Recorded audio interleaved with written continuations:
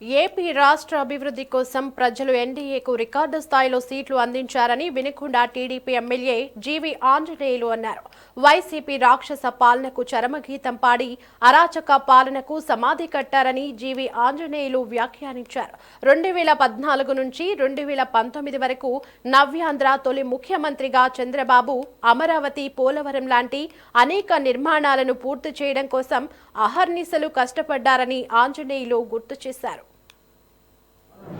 ఎన్డీఏకి 164 సీట్లతో భారీ మెజారిటీలతో రికార్డు మెజారిటీలతో ప్రజలందరూ పట్టం కట్టారు.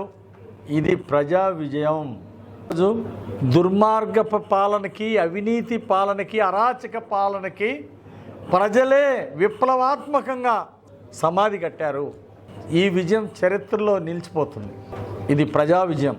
చంద్రబాబు గారు 2014 నుండి 19 దాకా 5 సంవత్సరాలు ఆయన పడ్డ కష్టం, పోలవరం లాంటి అనేక ప్రాజెక్టుల నిర్మాణం పూర్తి చేయడం కోసం ఆయన రాత్రింబవళ్ళు కష్టపడ్డది ప్రజలు గుర్తుంచుకున్నారు. ప్రజలు ఎప్పుడూ మర్చిపోలేదు.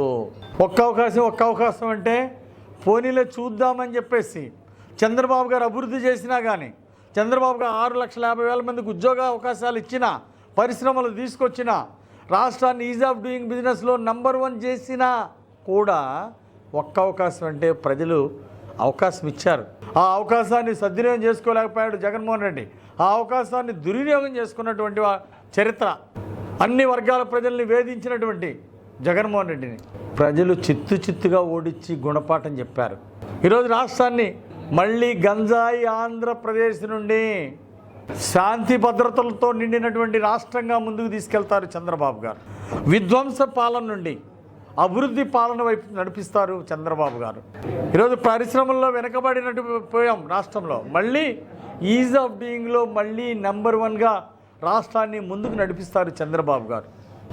అదే లక్ష్యంతో తాగునీటి సమస్యల నుండి అన్ని సమస్యలు పరిష్కరించుకుంటూ ఏదైతే సూపర్ 6 పథకాలు హామీ ఇచ్చారో ఆ పథకాలన్నీ అంచెలంచెలుగా అమలు చేసుకుంటూ సుపరిపాలన అందించబోతున్నారు చంద్రబాబు నాయుడు గారు. ప్రజలు ఇచ్చినటువంటి నమ్మకాన్ని మేము కూడా పల్నాడు జిల్లాలో నిలబెట్టుకుంటాం. వినుకొండ నియోజకవర్గంలో ప్రజల నమ్మకాన్ని హైయెస్ట్ మెజారిటీ వినుకొండ చరిత్రలో కొత్త మెజారిటీ ఇచ్చారు.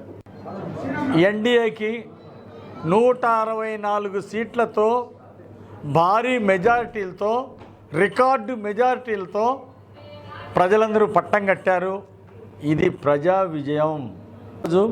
దుర్మార్గపు పాలనకి, అవినీతి పాలనకి, అరాచక పాలనకి ప్రజలే విప్లవాత్మకంగా సమాధి కట్టారు. ఈ విజయం చరిత్రలో నిలిచిపోతుంది. ఇది ప్రజా విజయం. చంద్రబాబు గారు